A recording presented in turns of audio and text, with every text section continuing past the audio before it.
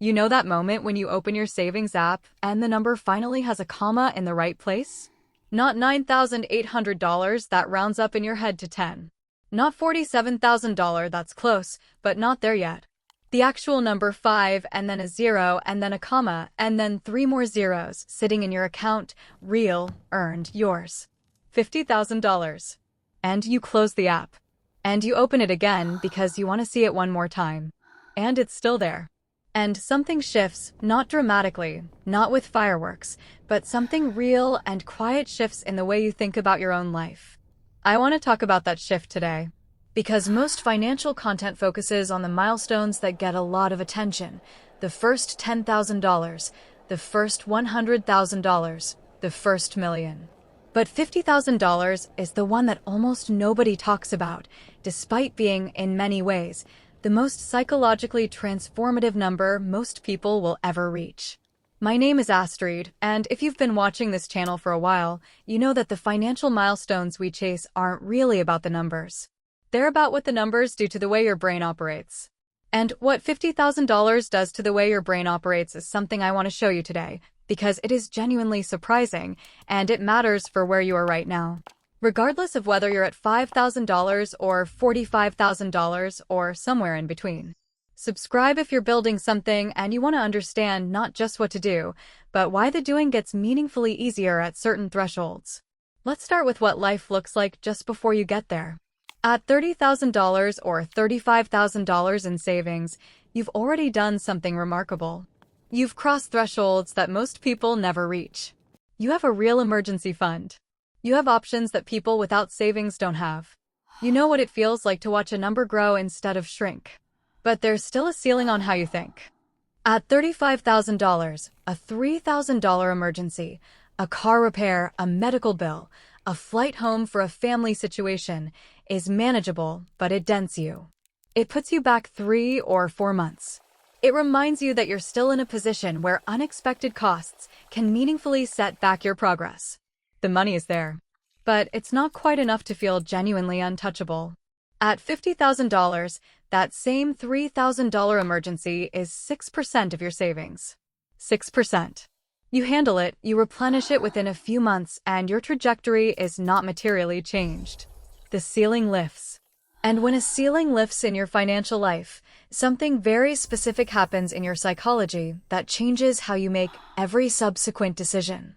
There's a concept in behavioral economics called scarcity mindset, the documented tendency for people under financial pressure to make worse decisions not because they're less intelligent or capable, but because cognitive bandwidth is genuinely limited and financial stress consumes a disproportionate share of it. Researchers at Princeton and Harvard did a study that quantified this. They found that financial scarcity reduces effective cognitive capacity by the equivalent of losing 13 IQ points. Not metaphorically. Measurably. The mental space consumed by worrying about money, calculating, planning, dreading, second-guessing is not available for anything else. For creative problem-solving. For long-term planning. For noticing opportunities. This is what changes at $50,000 in a way that is different from $10,000 or even $20,000. At $10,000, you've moved from crisis to stability. You can handle the common emergencies. You stop lying awake about whether you'll make rent. That's real and important, and the psychological shift is significant. At $20,000, you've moved into what researchers call the growth mindset threshold. You have enough buffer that your brain starts asking, how do I grow this? Rather than, how do I protect this? The shift from survival to growth mode is one of the most meaningful cognitive transitions in personal finance. But at $50,000, something different happens. You cross into what I think of as the options threshold. Not just, I can handle emergencies, and not just, I'm thinking about growth. You reach the point where your financial position begins to actively change what is available to you, professionally, personally, and in terms of the decisions you're able to make. Let me show you what that actually looks like in practice. At $50,000 in savings, you have approximately 12 to 18 months of living expenses for the average American household. Not 3 months. Not 6 months. A full year to 18 months. Think about what a year of runway changes. It changes your relationship with your job completely. When you are living paycheck to paycheck or have 2 months of savings, you are, functionally, unable to leave your job without a replacement already lined up. Your employer knows this. You know this. The entire negotiating dynamic of your employment relationship is shaped by the fact that you cannot afford for it to end badly. You accept things you shouldn't accept. You don't ask for what you deserve. You stay in situations longer than is good for you because the alternative is financial crisis. At $50,000 with 12 to 18 months of runway, you can leave. You might choose not to. You probably shouldn't leave without a plan. But you can. And the fact that you genuinely can, not just theoretically can, changes everything about how you show up. The confidence is not performance. It is the natural byproduct of not needing the job the way you used to need it. And people who don't desperately need their jobs are treated differently. They get promoted differently.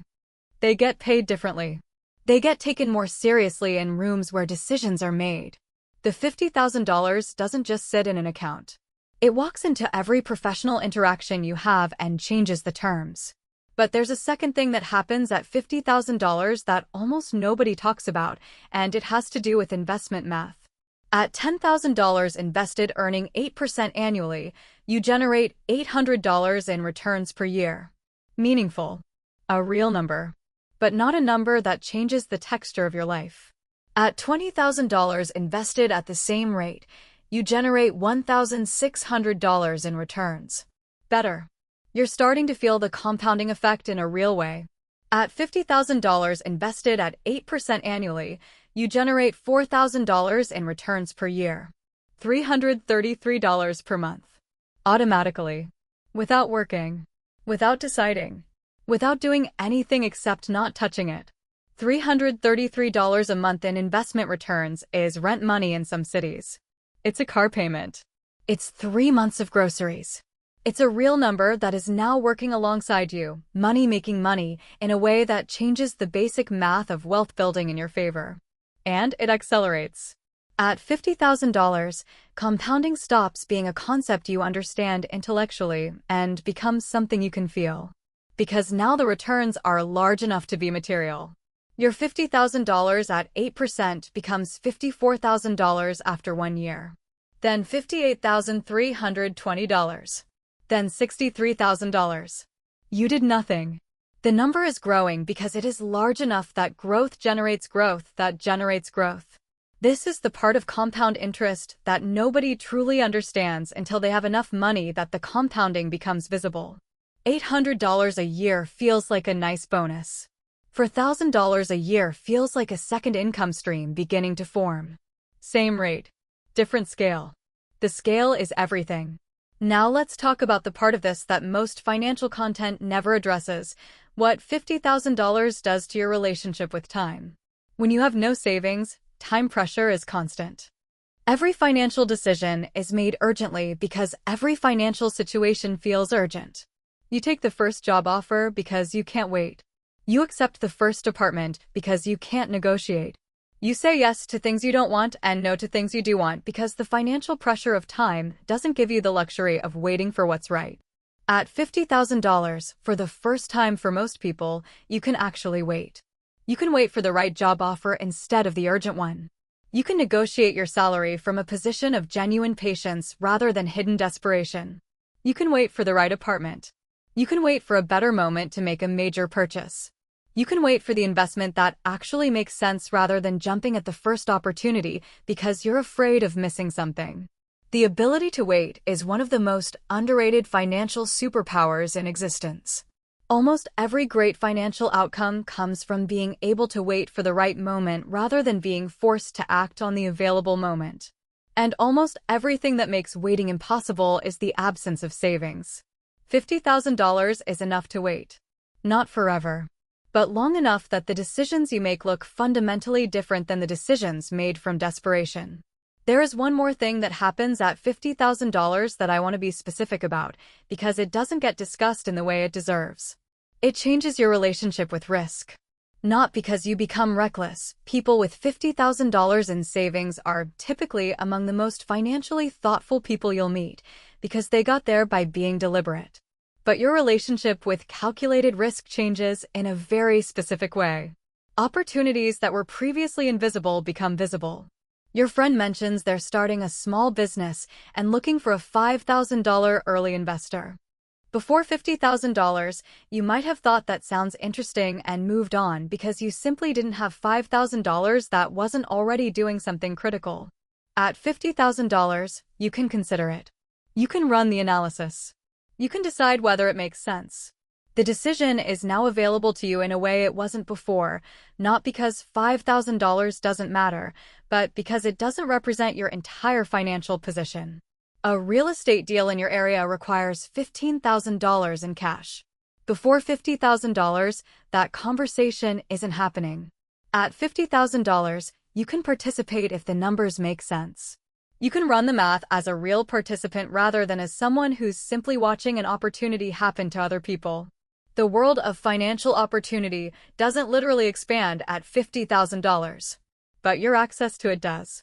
Because so many opportunities require a minimum viable position to even be considered, and $50,000 is the threshold above which that viable position exists for a wide enough range of opportunities to matter. Now, I want to be honest with you about the part of this that's uncomfortable. Because I would be doing you a disservice if I spent this entire video talking about what $50,000 does without addressing what it requires to get there. Getting to $50,000 from zero is not a short journey for most people. At a savings rate of $1,000 per month, which requires either a solid income, disciplined spending, or both, it takes 4 years and 2 months. At $500 per month, it takes over 8 years. Those timelines feel long. And they're long. And the reason most people never reach $50,000 in savings despite wanting to is not lack of desire. It's the accumulation of smaller choices, lifestyle expansions that happen as income grows, the normalization of spending that rises to meet earnings, the absence of a concrete target that makes saving feel urgent rather than optional.